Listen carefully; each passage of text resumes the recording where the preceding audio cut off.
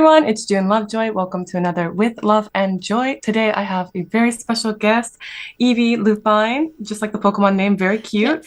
And, and actually, this is the first time I've ever done an interview like this. This is so exciting. I am not in the same room as you right now. I'm thousands of miles away. But actually, my English fan base kept suggesting you to me, like probably over half a year ago.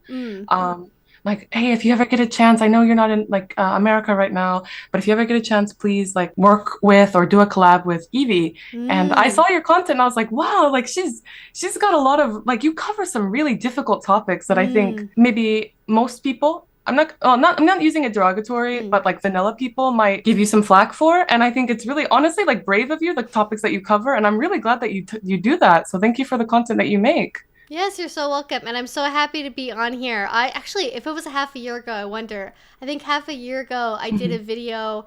I was reviewing, there's another YouTuber named Aki Dearest. Do you know who they are? Yeah, she's so cute, yeah. Yes, she did a video going to a place called Arcadia in Shibuya. I love Arcadia. Yes, yeah. And she was tied up by the Yamatessen, and I reviewed her like experience, and I talked about like, oh, this is like what this tie is. This is sort of like what you'd experience. So I kind of wonder if that's so where people got like the the inspiration from.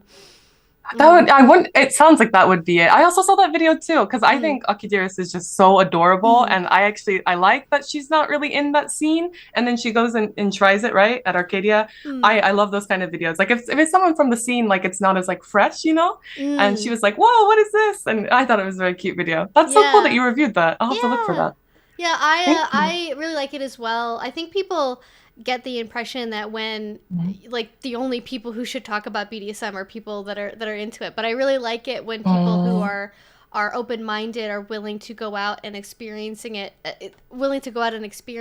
and try it for themselves and go, do I like this, do I not like this? And she had a very good attitude about it. There are some people I think that there's apparently one very famous love hotel. It's somewhere in Tokyo that's like very BDSM themed that every vlogger goes to. Yes, I went to it recently. To it. Did you know that the place is haunted? I recently went, and there was a literal ghost there. I don't know if you believe in ghosts. I don't, and I'm telling you, there's a ghost there. Okay, noted. It has those vibes through the computer screen. I see the energy. It is a great place. Please, when you visit Japan, I would love to take you there, but it is definitely haunted, and I think that's a bonus, to be quite honest.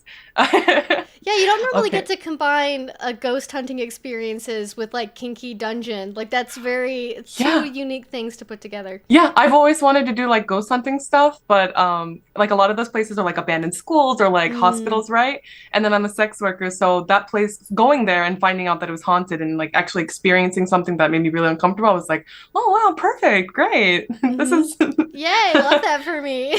But also don't love it for me. But anyways. So, Evie, thank you so much. So I just wanted to know, how did you get into BDSM? Like, what's the start point for you?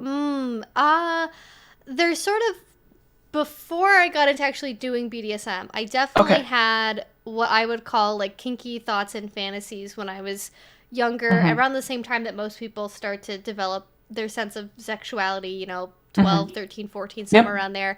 I never thought that it was something people did in real life. I was just like, oh, this is just a nice thought. I have it in my head. And this doesn't happen in real life. No one does this. And then when I was older, once I got into college, I started learning more about sexuality in general because I grew up, very common for most Americans, I grew up in a very religious, you know, family background and in schooling where like it was basically don't have sex, if you have sex you'll die was basically the messaging. So I didn't really know anything, and so I started to just explore and be like, okay, what is this, what is that, what do I like, what do I don't like? And part of that was also starting to explore BDSM. Actually, the first person, I think one of the first people that I ever really heard talk about the concept on YouTube was somebody named Lacey Green. They have like an older YouTube channel. And she talked about like, she has like a 4-minute long video about like introduction to BDSM or like BDSM for nervous people or something. And I remember watching that and being like, oh, people actually do this in real life. And then eventually I found more people who were also talking about BDSM on YouTube and other places. And I decided to try it for myself because I was in a relationship with a vanilla person that ended up breaking up. And after that, I was like, I think I really want this in my life. And I'm willing to try this over like having another vanilla relationship. So whatever, I'm just going to dive right in and try it for myself. And then pretty soon after that, I started doing social media stuff on Instagram and other places related to BDSM. And then I got asked a lot of questions. And then suddenly I had a YouTube channel. So there you go. I love it. Oh my goodness. So when you were younger, like, where do you think those thoughts came from? Did you watch like something on TV and maybe like, you know how it's kind of like encoded in media? It's not like outwardly there, but like the heroine will get tied up or something, or like, where do you think that came from for you? Or was it just... I don't know, because I was not a very curious child when it came to like sex stuff. I did not like try to sneak watch like the porn channels on TV or look at like, you know, the nude magazines hidden under the bed or whatever. I didn't get into any of that stuff, but I think so I don't really know. I like part of it I think is like almost sort of like my own brain came up with it, because a lot of it was based around what was it at the very, because it's different now that I'm older and I have more experience actually doing BDSM, but it was definitely a lot of like, oh, you've been like captured and now you're like the slave to this prince and you have to like serve him in order to not get kicked out of the castle, like type stuff. And I guess that's sort of like being captured and forced into like servitude. That actually is something you see sometimes in like young adult novels. So maybe that's where it came from. But yeah, I'm not sure in particular. Okay, cool. Very cool. It sounds like you've been on my fan fiction favorites, so I need you to stop looking at that. That was a very good point.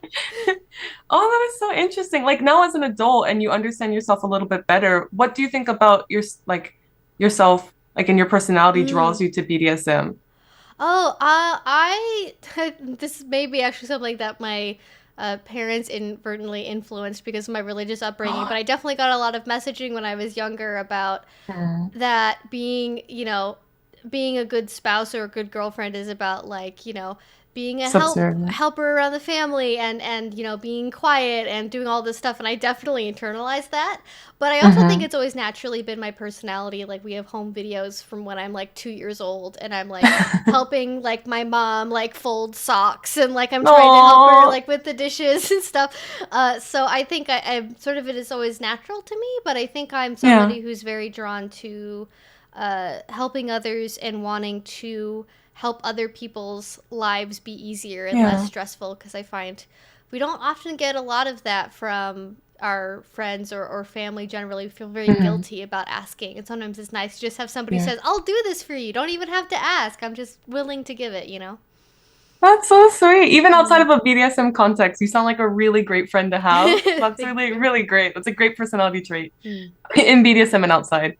So I mean, I feel like the answer is almost like super obvious, but I'm going to ask for the sake of the interview. What do you identify as, like an S, an M, or a switch, or? So when I was very first starting in BDSM, and for the first several years, I've been doing BDSM for 7 years at this point, about. And definitely for the first, I'd say 5 years, I was pretty solidly only a submissive. I was in what's called a 24/7 relationship for most of that, which is where you're in a relationship where I'm the submissive, the other person was my dominant partner. And we lived together for 3 years of that or so. And our relationship was based around having that dynamic. But after I left that relationship, and before as well, that relationship was very open. Like I could explore things outside of just being their submissive. But I've kind of internally come to terms with the fact that I also have a little bit of a sadist side. So I'm both a submissive, but I'm also a sadist. But thanks to COVID, I haven't really gotten to explore that kind of newer part yet. But I definitely know that it's there mentally. But it's interesting because I think even though those sides are different, they can kind of come from a similar place of wanting to give to others, because I would actually say, I'm not sure if this is true everywhere, but where I live, there's usually much more people who want to be submissive or are masochistic than people who are dominants or people that are sadists and can feed that need in the other person for that control they want to give up or that they want to feel certain sensations. So it can sort of be service driven, but it's also definitely different elements at the same time. I mean, there's stuff like power bottom and stuff, right? And there's like people who are like submissive, but they like to be on top kind of thing. I feel like power bottom has a little bit more of like a, you see it more used in like the gay community here Right. than you do see it used in like a BDSM context. Like Right. sometimes you hear the phrase like topping from the bottom, so that's like Yeah, refers to people who try to be in control even when they're submitting, and it has a little bit of a derogatory connotation to it. Really? Okay. Yeah, it sort of seems like, oh, you're topping from the bottom, you're not being good submissive. Like people kind of, it's like very unfortunate because I think it is a useful phrase if you mean it in a genuine way, but to sort of, I don't know how much your audience would maybe already know about this, so I'm gonna, I'll just explain that there's sort of a grid of like four squares, right? There's dominant and submissive, and then there's sadist and masochist. And typically, most people who are dominants are also sadists, and most people who are masochists are also submissive. And that's generally the way that it goes. But there are also people that are dominant and also want to bottom to certain things. This is very common with like bondage, for example, because a lot of people find bondage to be, I'm actually wearing a bondage shirt today. They find it to be very relaxing and looks like having a really nice hug, you know, especially, you know, again, with the time of COVID that we've had, not having a lot of close physical contact, especially I think a lot of people are drawn to that, where they want that way to feel touched and feel embraced in this really, you know, unique and vulnerable way. But you don't necessarily have to want that from the direction of, I want to give up power and control. You can say, I want to feel that sensation, but I want to dictate what happens. And that's sort of how those two things go together. And you can also have people that are dominant and also, you know, or people that are submissive, like me, that are also sadists and want to give that sensation, but maybe do it from a service capacity, or do it because even if they don't like it necessarily, they want to give their partner that experience. So it can be a little bit more complicated sometimes. No, that is so interesting. Yeah, we have stuff like that here in Japan too, and I've had that in my own experiences. But it's so cool to hear you put it almost in like a quantitative way. With, I can imagine the grid in my head, and you can kind of place yourself and others on that grid. So it's really cool. It's a cool visual. Do you have any like funny stories of like BDSM, your own personal BDSM experiences, like something maybe going wrong or not the way that you and your partner were expecting, or? Let's see. I'm trying to think of, like, I definitely have had a lot of scenes that are very funny and like joyful. I think people sometimes assume that all of BDSM is very like serious and scary and you know, it's all dungeons and black and dark, and most of the scenes that I know people do, that it's very joyful and very, very happy. Even if there's screaming and crying involved, it's still happy on some level. But I would say the one that comes to mind for me is there's a camping trip that a group of friends and I used to go on years ago. And we do it every summer, and it would be like a long weekend out in the woods. We'd rent a private campground, and then we could go around and do whatever kink stuff that we wanted outdoors that we couldn't necessarily do, outside. It was really cool. So many stories from that, but I'll stick to the one that's mine because so many things would happen on that weekend. So much fun. So we knew that we could be secluded and private. We could also go out and enjoy nature and all of that facilitates. And that weekend happened to also be my birthday weekend. And my partner had bought an ice cream cake. Are ice cream cakes a thing in Japan? Do people? Yes. Yeah, we have them. No, but it's fine. I super appreciate that. But I'm wondering now, like, how did they bring it camping? Like, that's it was the first day we were there, so they brought it in like a freezer chest and it just covered in ice. So they mostly tried to keep it frozen, but the scene that we were going to do it with is that basically we were going to do a combination of wax play, so like pouring like hot wax over my body, and then also like shoving my face in ice cream cake, and then like rubbing ice cream cake all over me. So wet and messy play is the term we use for that. And unfortunately didn't quite measure the timing on how frozen the ice cream cake was, and so it was way too melty by the time we got to it. So my poor friends were like trying to do this scene with me, but they're having to like scoop this like entirely melted ice cream cake out with their bare hands. Like, and we made it work, but it was definitely like we put down like plastic tarp and stuff so we didn't get ice cream cake all over the forest. But it it was a wet and messy play that was messier than we intended it to be, but it was still quite a lot of fun. And I would say I was surprised by how much I could still feel like the wax even through having ice cream cake on me. But that was a really fun scene. I like being a human birthday cake. And then after I was done, my partner picked me up and he carried me off, and there were like individual showers at sort of the front part of the camping area, so luckily I would not have done this scene had I not been able to shower afterwards, but I was able to go and shower and clean up. And yeah, it was both not exactly wet as expected, but it was still very fun. That is such a cute experience. And you did this scene with not only your partner but your friends as well? Yeah, that's something that especially that camping event, we would quite oftentimes go into each other's scenes, and that was understood that was something that was wanted. We talked about it beforehand, like, hey, who wants to come rub ice cream cake on me?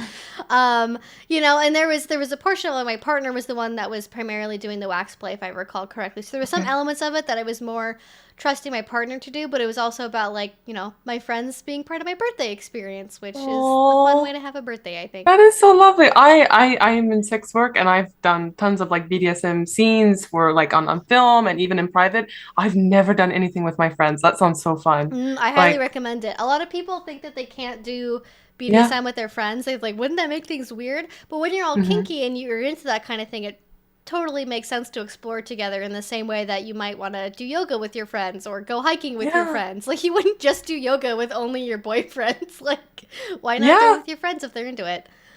That is so interesting. I've never ever thought of it. I mean, like, I go to, like, we have this thing in Japan called SM clubs. Do you have those in your country? I think what exactly is in an SM club?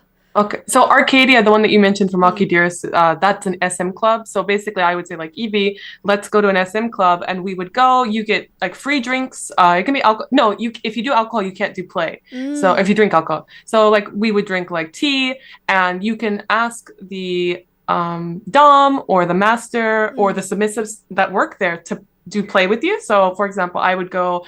I go with two of my friends, the two Americans that live in Japan, and I just sit there and drink tea, and then they get like the shit whipped out of them and locked in cages and tied up from the ceiling. It's just a really safe and like casual environment to engage in play. But no one's naked, and it's not like overtly sexual. So it kind of reminds me of your birthday cake story where you're doing it with friends. But I never engaged. But those are that's SM Club is that. Like you can watch shibari shows or art performances that have to do within BDSM. Sorry, my cat.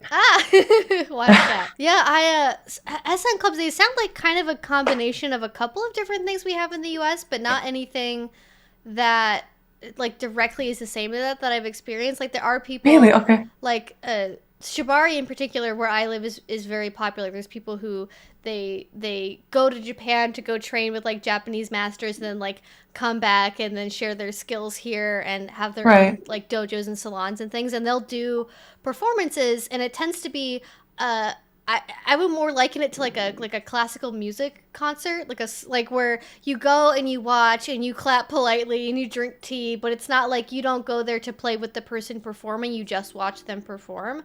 And there are clubs where you can go. It depends on the place you are in the U.S. because it depends on the laws in the state that you're in. But some places allow alcohol. I would say that most of them don't have alcohol at all. But you go to play with people you already know. Sometimes there will be people that are there as professionals who work for the house that will, do scenes with you. But that's typically volunteering. Actually, people don't get paid for it. They do it because they like doing it, and they have a day job usually besides that. And there are professional dominants that will also, obviously, you can go to, and you play in private, though, usually with pro doms. So you don't like also have an audience or people that are drinking. So that actually sounds like a really unique experience that we don't quite have in the U.S., but I really like that idea, because my concern would always be people playing under the influence, because it can be quite dangerous, but it sounds like they took that into consideration. Yeah, you are not allowed. Once you order a drink, you even a little sippy, you cannot play, which I really appreciate. And they have like female only ones as well, where like trans women and cis women can go, and it's a really safe environment. And that's one that I've been going to recently. Unfortunately, my male friends can't join me, but It's really nice. It's, very nice, and you feel safe. So moving from your like that really nice, joyous birthday experience from the little kind of like silly one, what is the greatest BDSM experience you've ever had? Oh gosh. I feel like I think the one that was the most important was probably the first time I ever went into something that's called subspace. So there's this mental headspace you can go into when you do BDSM that's referred to as subspace, and it different people describe it differently. Everyone experiences a little bit differently, but it can be like the mental state you get into when maybe you're running a marathon, or you're in a really, really deep meditation, or you're having sort of like a full body transcendental experience of like sort of almost floating beyond. I'm having trouble like with words describing this, but it's fine. No, it's not. I relate. I'm totally good. So it's very deep, usually mentally calming and relaxing, but you're still usually experiencing a really intense sensation. And I had trouble going into a headspace like that when I was playing with one of my partners. Can't really tell you why. It's not something that happens to me very commonly even now, but I just sort of thought, oh, it's not possible for me. I just can't do it. It's not how I do it. I just stay totally mentally in the zone and totally aware, which is also a valid way of doing BDSM. Some people like staying in the moment and making sure they're really feeling everything exactly as it happens. But for me, I wanted to have that experience to know what it was like, and I wasn't planning on trying to make it happen or anything like that. It was just we were going to a BDSM club, which is like what's more common here is you have dungeons or you have clubs where you go and it's a membership usually, and there's no drinks. You go, you socialize. Maybe there's like light snacks like pretzels or chips or cookies or things like that, and you go and you play with either people you meet there that night that are part of the social community, or maybe you meet someone online and you meet up there. But I was going with my friends and my partner at the time, and it was really busy. There were people doing all kinds of things. There was somebody on a throne getting worshipped. There was somebody, on like a chain spider web type contraption that was like, tied down to it and being flogged. There were mattresses where people were doing things people could watch from couches and everything like that. It was really, really lovely. And my partner and I decided to do an impact play scene with each other. So I think he was using canes, I believe, and then maybe also, I think maybe he started originally with spanking, but we were on this basically platform bed, and I think I had a blindfold on, and it was like this whole situation, and so he starts caning me, and I start sort of getting into the zone mentally. And at first, I'm really, really trying to fight it, and I'm trying to, because canes can be very intense. And I'm trying to fight it and be like, oh, I can get through this. I can, if I just grit my teeth hard enough, I can get through this. Because I was doing it more as like sort of a service thing, I think, originally in my head, is like I'm trying to endure this for my partner to please them. And as I start getting more into the scene, I start kind of slipping into this very like floaty, like I guess you could say it's like an adrenaline high, maybe. Like maybe this is what people feel when they break a leg, I don't know. But very, very floaty, sort of out of body experience, and just being like totally calm, and instead of like fighting anymore, I could just like fully relax into it. And like I was like laughing, I was giggling, I was like, yeah, more. I was so excited and so happy. They also had, we did also, I may be mixing up two experiences in my head, but I think this was also the time when my partner was putting like coconut rope on me for Seminawa. So like I was also, at the same time they were caning me, I also had a coconut rope around me. That's my catnip. I love coconut rope. That's like, I don't know how much they use that in Japan, or like if at all. I think that's probably, they probably use something else, I imagine. Yeah, I don't think so. So coconut rope is like a very scratchy, I don't have any near me to show you, but it's a very like scratchy, prickly is it like rope. This? Oh yeah, go ahead. Well, ours is scratchy. So, hold on. She'll cry, but she can deal with it. Okay. So ours looks like this, and it is scratchy, I guess, but I've never heard of coconut rope. Yeah, so it's It's even more than that. It's very, very prickly, very scratchy, and the and the reason you use it is because it feels very scratchy and prickly. Like sort of imagine, like you know how like nails feel on your skin. Like imagine that, but like in rope form. That's how I would describe it. I've never seen that before in Japan. It's very fun. It's really cheap if you buy it online from the States or like Australia or somewhere. You could get it for like $10 for like I don't know 4 meters maybe or 8 meters.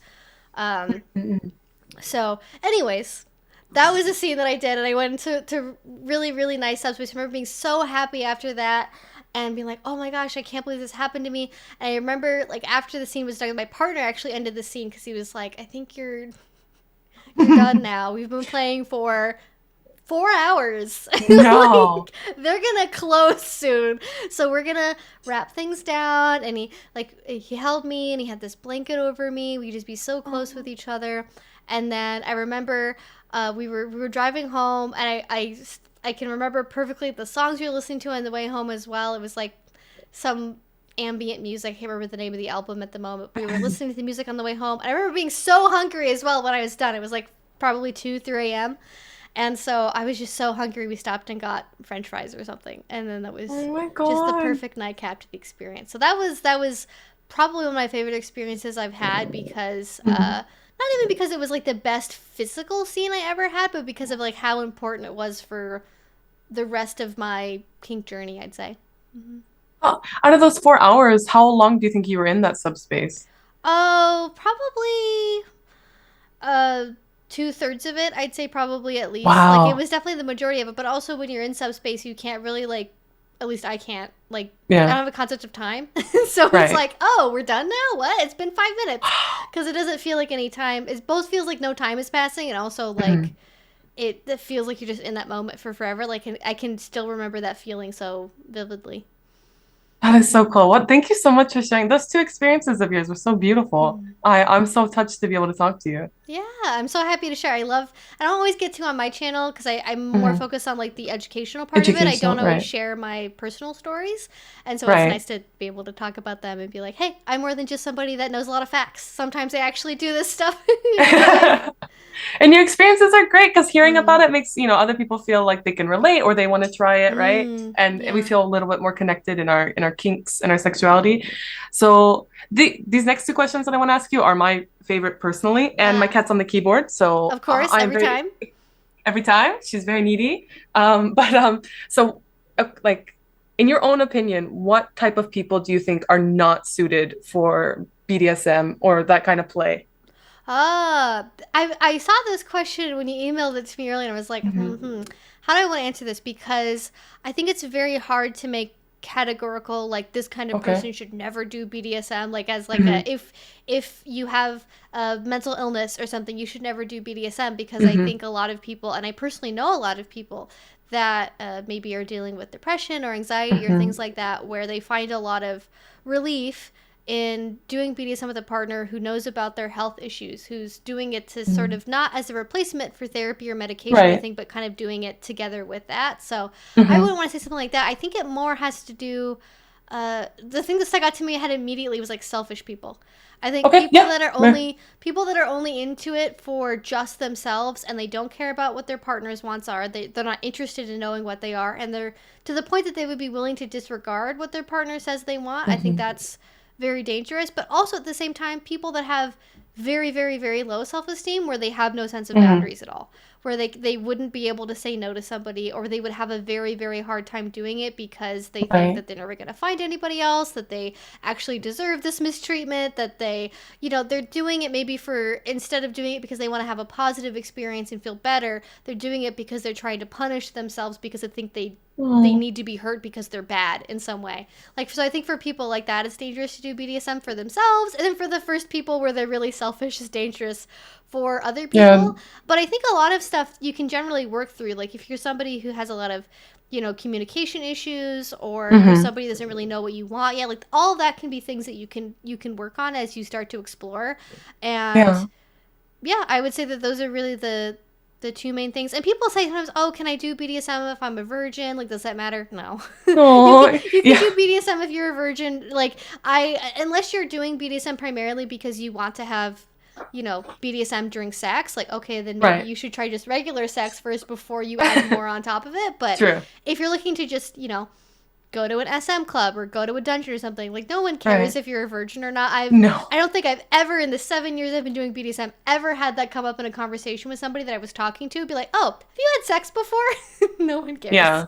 Yeah. I mean, I especially my best friend that I hang out with at SM clubs, she's also a virgin, and she has like some hangups about it, but again, like, it never comes up, especially because a lot of BDSM play doesn't involve penetration, or even not even getting naked for the most part, at least here in Japan. Like, we can do it in front of other people in a store without, or in a establishment without getting like arrested. Again, because nudity is a big thing. You can't do certain things here in regards to nudity in public places. So yeah, I hope anyone who wants to engage in BDSM doesn't get too hung up on like their virginity. Virginity itself is kind of a fucked concept anyway. Exactly. Just don't. It doesn't matter. Yeah. Oh my God, I'm so glad you're out there making content. I feel so relieved. Okay, so on the opposite side, what kind of people do you think are best suited for BDSM? I think people that are secure in what they want, and they know what they want, and they're good about asking for it. I find that people that have the most success in BDSM are not people that are conventionally attractive or are really tall or are, super rich or whatever the stereotypes are that you'd get from erotica or porn or whatever, like the types of people that do BDSM. The people that have the most success doing BDSM and finding partners are people that are humble enough to educate themselves. So they learn, they take classes, they read books, they watch other people play, they do stuff like that. And then they are secure enough to say, hey, I don't know about this. I do know about this. This is my skill set, playing inside of that. And then people that can confidently ask for, I really want to try this. And not just like, standing back in the background going, gosh, I hope someone will play with me, but I don't want to say anything, and like, I'm too shy and I don't know what I want. And sometimes people think that if they act really demure, they're going to attract people to them, but typically if you do that, at least in America, the only people you tend to attract are people that are not very well intentioned and are looking for like kind of like people they can manipulate, maybe, if not that it happens all the time, but like, don't just don't put a target on your back. But yeah, I think people that are good at communicating and secure and know what they want tend to be the best prepared to do BDSM. And also people that are open-minded, people that are, closed off and are like, I think that's gross, or I think people who do that are wrong, tend to be very limited in their own experiences and also limited in the partners they can find. And I think a lot of people come into BDSM assuming, I'd never do this, I'd never do that. But if you have more openness to experiences, you might actually find a lot of things that you were previously closed off to might be things that you actually end up really enjoying. Yeah. And kind of like pulling away from that, what do you think, like, people who are quote unquote vanilla or who don't have a BDSM relationship or engage in that kind of play, what do you think that they can pull away or benefit from BDSM? It's funny. I at least once a week, I get a comment from somebody on one of my videos that says, I don't know why this is labeled as BDSM because this is just good relationship advice. Yeah, okay. A lot of BDSM advice is really just good for relationships. Like I was talking earlier about like being confident and know what you want. But I think the main thing that people who do BDSM or people who are vanilla could learn from people who do BDSM is exploring, and then also like talking about stuff beforehand. So many bad sex experiences come from people not talking beforehand because they think it ruins the mood, or they don't know how to, or they assume the other person doesn't want them to do that, or like, oh, if I ask, she's going to think that I'm not that dominant, or if I ask, he's going to think that I don't really want to be with him or whatever. And I think if vanilla people could learn to just relax about talking before, during, and after sex, they'd have more sexual experiences they actually want to have. Whether or not they contain kink, my experience is you got to ask about what you want before you want it, because you can't assume that somebody's going to know how to touch your left nipple in the correct way unless you tell them about it first. So yeah, I think just willing to be vulnerable in communication, willing to put it out there that this is what I want. Sometimes it just takes being brave first and saying it first to get the other person to feel comfortable enough to say it back to you. And they may have been holding something back that was really important to them because they just didn't know how to open the conversation. What a beautiful answer, Evie. My goodness. Okay, so again, nothing but high praise for your YouTube channel. I love the content that you're putting out. I think it's very, very important for society, and I really, really appreciate like you covering maybe like some harder topics. I saw stuff about like age play, and again, BDSM itself is a really hard topic to discuss. I mean, not in our industries, but on YouTube, on an open platform. So what made you want to start making? Did you start with BDSM content on YouTube? What was the catalyst for that?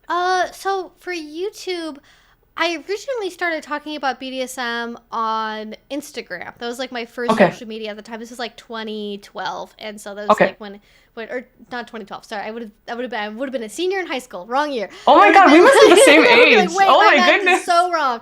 I was like 2016, maybe 2015, and I got started on Instagram because at the time this is like before TikTok, and so this is where all of the BDSM people were on the internet, if they were on social media more or less, because it was much more open back in those days. And I was just like posting cute photos, and a lot of people there's like a subset of BDSM for age play you mentioned before. I have a video talking about that, but also people that do like pet play, right? So people that, you know, put on dog or cat ears or whatever, and then like pretend to be an animal for a little while. That's me. That's one of the things. That was actually one of the first kinks I ever did. And so I was posting about that and talking to people within that community, and I found that there were a lot of people who had basic questions about like, what is this? How can I start doing this? Where can I find this stuff? How do I learn about it? And I discovered I was one of the only people that was actually part of my local community in the city where I lived, and was going to classes and going to a dungeon, and just, you know, actually had more of an educational background as opposed to things that I had just seen on Instagram. And so I went from like answering people's comments and DMs to being like, okay, I should just make a video talking about this, because there were other people who were starting to make YouTube videos reviewing gear that they had gotten, you know, talking about, oh, I bought this pair of ears or this collar or accessory or whatever. And I did some videos like that as well, but then eventually I started to make like you know, 101 videos about like, what is pet play? How do you know what kind of pet you are? Like, what is a dominant submissive relationship?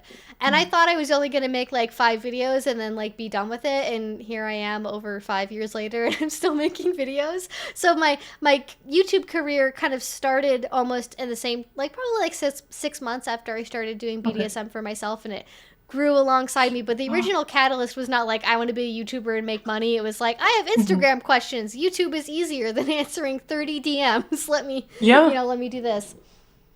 But since you were only like, when you first started, you're like, maybe I'll just do 5 and then I'll be done, or just do a few. What made you want to stick around and do more? Well, I had specifically a couple of people that were really encouraging me to make videos. Honestly, they were like, oh my gosh, you explain things so well. Can you keep talking about this? And as I got more involved in BDSM, I kept learning more. And then I wanted to share more, because I was like, oh my gosh, people don't even know about all this exciting stuff that I'm learning, and this, that, and the other. And especially because on social media, so much misinformation tends to spread fairly easily. It was also a bit of like, people are saying this thing on Instagram is true. That's not really true. Like, they're doing stuff that seems a little bit dangerous, but they don't really have access to education that says otherwise. So, you know, why not add my voice in that direction and help people that are searching in the future find things that'll help them be safe and have more fun times. And I also, like, I'm just sort of a nerd when it comes to education stuff. I always loved school. I had 30 different things I wanted to get a degree in. I had to settle on 2, and then I ended up doing something completely different for, you know, I didn't get a degree in doing YouTube for a job. So I missed the boat on that one. But I've always just really loved learning and education, and I'm actually naturally very introverted. I know that's probably hard to believe, but talking to a video camera is much easier than giving a presentation in front of like 100 people. So it was sort of a natural fit there. Yeah, thank you so much. We're coming to the final bit of this episode, but is there anything that you'd like to add or something that you'd like to promote, like a project that's coming up or? I'm not sure when you actually are going to have this be released, but I am doing a bundle right now. It's a kink education bundle that I'm doing with over a dozen other kink educators. It's all in English, so I apologize. It will not be accessible to everyone in your audience. But I'm doing a kink education bundle of over 16 classes and workbooks and journal prompts that are all about exploring different areas of BDSM, from like what switching is, to daddy-dom relationships, to introductions to kink, to anal training and anal sex. Like, it's all over the place. It's really great. And it's only going to be on sale and available as like a bundle with all the classes together until Tuesday the 23rd. So it's like really limited edition. If anyone is interested in that, I don't know when it's going to be out. It may already be past. But in general, I'm pretty much just on YouTube. I'm on Patreon at Evie Lupine. Those are the places most people find me.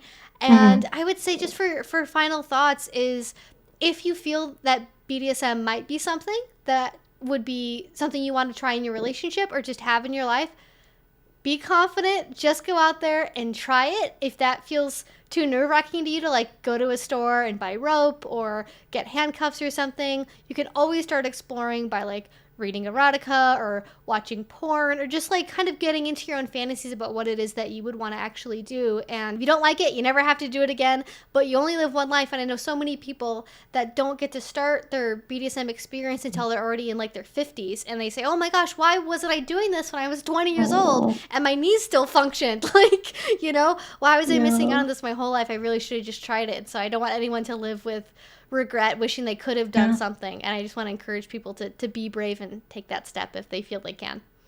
Thank you so much. That is I feel the same exact way. I say that all the time on my own platform. So yeah, I'm going to take the part of this video to include all of your lovely social media, and then there is a link for Evie's channel down in the description below, and definitely in a pinned comment as well. Yeah, please go send Evie some love. That was just so wonderful. You are such a breath of fresh air to talk to. I don't really collab with English speakers all that much unless I'm on the side of being interviewed. So it was a real pleasure to talk with you. I'm sorry, my cat is super needy. Oh no, I get it. She's outside currently. I have a very needy Pomeranian, so I understand. What is their name? Bandit. Bandit, like thief, cute. Yeah, I love it.